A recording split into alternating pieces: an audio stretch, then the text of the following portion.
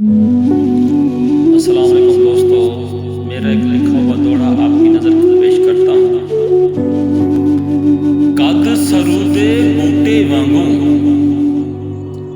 कद सरूदे बूटे वांगू, हरनी वांगू चाल हिसी, लक पतला अख तलवार नले, रेशम वांगू वाल हिसी। ते क्या बात है पतले होठां दी, सुर्ख गुलाबी गाल हिसी, बस मुकदी गाल है मजहर खां, उंदा अंग अंग यार कमाल हिसी।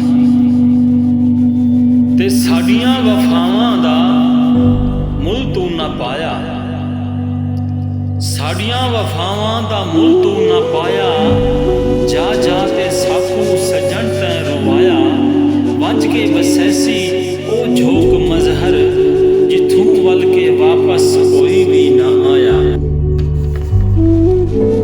तेरे सीने च लगदा है पत्थर दा दिल है, तेरे सीने च लगदा है पत्थर दा दिल है, जो इतना यार सदैना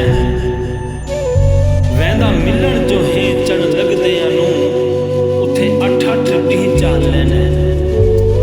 तेको इल्म भी है मेरी नहीं निभदी, तेको इल्म भी है मेरी नहीं निभदी, वल जान के चन अज मैंने, गल दिल दी दस चन मजहर दा, गल दिल दी दस चन मजहर दा, पता इतना क्यों